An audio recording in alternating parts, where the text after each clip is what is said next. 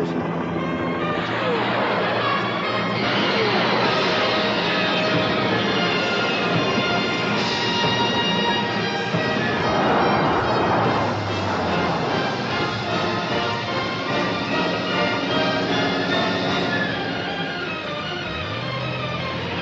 Dit is om krijgstuig soos die van naderby te sien dat verteenwoordigers van meer as 60 lande verlede week die DEXA 92 krijgstuig tentoonstelling in Johannesburg besoek het. Die uitstalling was die grootste van sy soort wat nog in Afrika gehou is en het groot belangstelling ook onder die oorseese media gewek.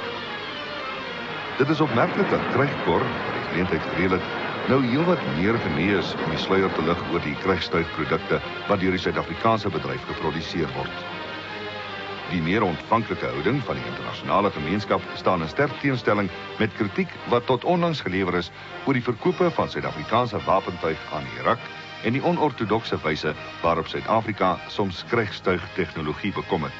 Kan ek vir u so sê, die hele wêreld het wapentuig verkoop aan Irak. Toe daar 'n versoek gekom het dat verkope aan daardie area van die wêreld getermineer moet word, het Suid-Afrika ingeval met die besluite van die res van die wêreld en ons het uiters verantwoordelik opgetree. In the current transition, we are concerned with building a society, a democratic society in this country, a society to which all the major political actors have committed themselves, that is premised on a moral basis, and that is the morality of a democratic order. It's very difficult and contradictory and hypocritical for a country that claims to adhere to those principles and those standards to be seen to be exporting arms to countries that have a despotic, unrepresentative or undemocratic system. Jy moet egter besef dat die wapensanksies teen Suid-Afrika is nog steeds in plek en sal waarskynlik nog 'n paar jaar duur voor dit verwyder sal word. Egter vanaf die 1 April verjaar het ons 'n nuwe departement gestig, die van in- en uitvoerregulering, en enige optredes wat ons in die verband doen, geskied op uiters verantwoordelike wyse. Vir die eerste keer kon besoekers 'n geheelbeeld vorm van die omvang en diversiteit van die bedryf. Buitelandse besoekers kon 'n betekenisvolle waardebepaling maak van die vordering wat daar in Suid-Afrika gemaak is met die ontwikkeling en vervaardiging van veral gesofistikeerde krijgstuig sedert die instelling van die verpligte wapenverbod teen Suid-Afrika in 1977. Vanuit die staanspoor was dit egter duidelik dat nie almal in Suid-Afrika ewe beïndruk was met die gedagte aan so 'n vertoongeleentheid vir die Suid-Afrikaanse krijgstuigbedryf nie. The question that actually needs to be asked is, does the defence exhibition on its own actually constitute a violation of the embargo? I think that's a bit of a problematic area because technically it could be argued quite strongly that it doesn't.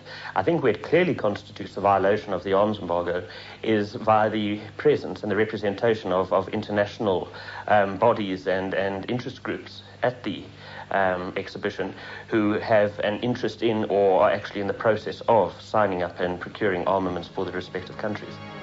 Krijgkor ontken dat die skou enigstens 'n verbreeking van die wapenverbod is en dat dit polities onsensitief is. Dit is hoegenaamd nie bedoel om 'n magsvertoon te wees nie. Die doel van hierdie skou is in die eerste instansie om buitelandse belangstelling te wek vir Suid-Afrikaanse produkte wat uniek is met unieke oplossings vir probleme. In die tweede instansie om vir die publiek van Suid-Afrika te wys wat is hierso, want al die bevolkingsgroepe deel in die krijgstuigbedryf. Inderwaarheid het ons mense dwars oor die hele politieke spektrum genooi na die skou en hulle het almal dit ook aanvaar en het reeds die skou besoek. Hierdie tipe verskille kan natuurlik ook 'n vraagteken plaas oor die toekoms van die krijgstuigbedryf onder 'n nuwe regering waarin groeperinge soos die ANC 'n belangrike rolspeler is. Krijgkor is 'n apolitiese organisasie. Met ander woorde, enige politieke veranderinge in Suid-Afrika behoort nie Krijgkor se rol ten opsigte van aanskaffing vir die Suid-Afrikaanse weermag of sy rol om die krijgstuignywerheid aan die gang te hou vir Suid-Afrika en vir die buiteland hoegenaamd te affekteer nie. There will have to be a restructuring. There'll have to be a restructuring at a number of levels. But in particular, I think it's important to isolate the nature of Armscor at the moment. Armscor in many senses, not in many senses, in most senses, shares those features of the present bureaucracy. Its senior levels, its executive levels and its middle management levels are overwhelmingly white, male and Afrikaans speaking. Now, while not judging the abilities of those individuals, it must be apparent to anyone concerned with the creation of a more representative state institution in the future that those very structures themselves have to become more representative in terms of their composition and have to be seen as more representative by the bulk of the population as a whole. Vir meeste besoekers was dit insiggewend om te sien dat die Suid-Afrikaanse krygstuigbedryf in sy relatiewe kort bestaan wapenstelsels kon ontwikkel wat tegnologies so gevorder was dat dit volgens die mening van gesaghebende internasionale militêre tydskrifte soos Jane's Defence Weekly letterlik die pas in bepaalde wapenkategorieë kan aangee. Voorbeelde van sulke stelsels is die G6 155 mm kanonstelsel wat reeds suksesvol oorsee bemark word. Die 127 mm artillerie vuurpylstelsel, 'n robuuste hoogsmededingende stelsel wat internasionaal as die Valkyrie bemark word. Die nuwe SA HV3 lugafweermissiel. Die V3C Dater lug-tot-lug-missiel wat groot belangstelling onder buitelandse lugmagte gaande gemaak het. Die ZT3 anti-tankmissiel. Die ZA35 Spark lugafweerstelsel en die ontbouing van die Mirage 3 tot die Cheetah vegvliegtuig. Waarskynlik een van Suid-Afrika se grootste krygstuigprestasies was die ontwikkeling van die Rooivalk helikopter, wat deur lugvaartkenners in dieselfde asem as die wêreld se gevorderdste gevegshelikopter, die Amerikaanse Apache genoem word. Hierdie prestasies het egter ook 'n prys gehad. Die klein volumes wapentuig wat deur die Suid-Afrikaanse weermag aangekoop is, het plaaslike krygstuigontwikkeling en produksie peperduur gemaak. Die vraag kan dus met reg gevra word of die beskikbare staatsgeld nie eerder vir maatskaplike dienste aangewend behoort te word. Kan daar van die belastingbetaler verwag word om langer tot die krygstuigbedryf by te dra? Kan ek net eers die saak in perspektief stel? Jy weet dat die Suid-Afrikaanse verdedigingsbegroting beslaan ongeveer in hierdie huidige jaar 2,7% van die bruto binnelandse produk van die Suid-Afrikaanse ekonomie. As ons sou kyk na wat in Afrika gebeur, dan is dit meer as 4%. As ons gaan kyk wat in Wes-Europa gebeur, is dit in die orde tussen 2 en 3%. Met ander woorde, die geld wat aan verdediging spandeer word in Suid-Afrika is nie dit wat die ekonomie laat swaar kry soos wat op die oomblik swaar kry nie. As ek die vraag spesifiek kan antwoord, die hoeveelheid geld wat spandeer word aan ontwikkeling is in verhouding reg met wat spandeer word in ander lande. An arms industry is not necessarily unproductive on its own. It can be suggested that there are areas of the present arms industry that would be worthwhile retaining and or converting in a future scenario. And I isolate two areas there in particular. Many areas of its primary industry manufacturing component. One would be looking particularly at its infantry combat vehicles, armored personnel carriers, its artillery systems.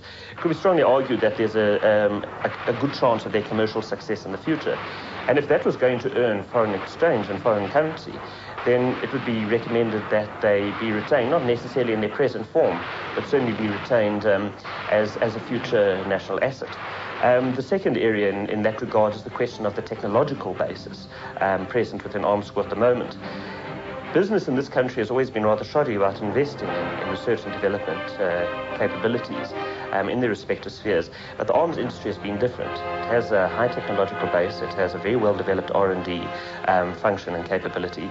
And what should be investigated in that regard is the extent to which that can be retained and possibly even in the short term financed by the state if it is going to be proven to be of worth to a future government in terms of its conversion to civilian potential or its reduced retention as an asset within the arms industry in general.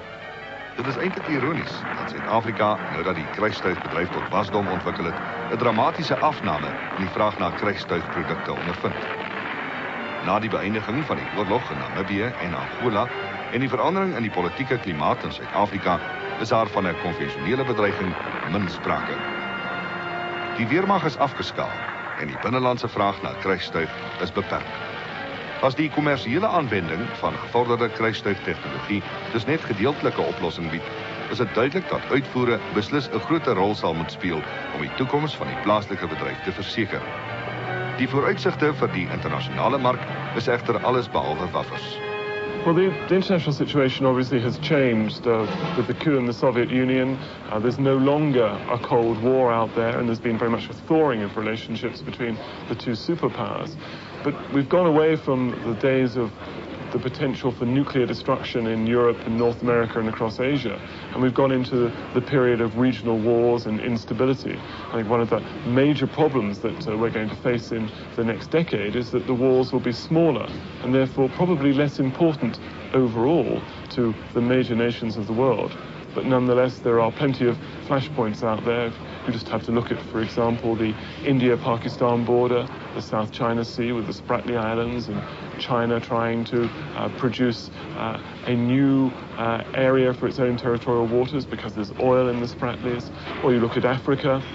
There must be at least 35 flashpoints in Africa at the moment. Sadly, we're seeing a rekindling of civil wars in places like Angola and in Liberia. And of course, we're also seeing a situation where other wars are going on and being fought with great ferocity. But the problem is that those wars are not requiring high-tech solutions.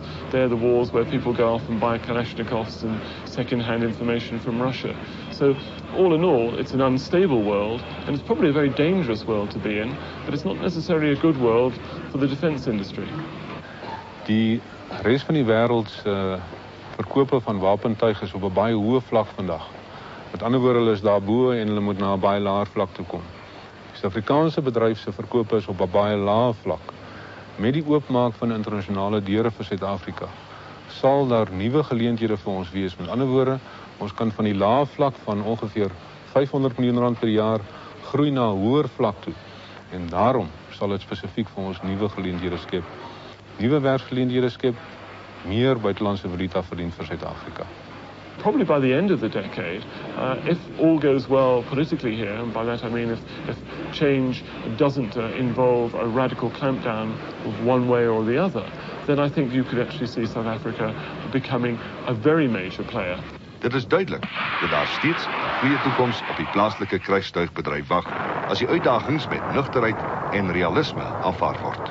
Ons kan nie die hele bedryf in stand hou nie, want ons het 'n baie diverse, breë bedryf en ons sal sekere areas moet afskaal.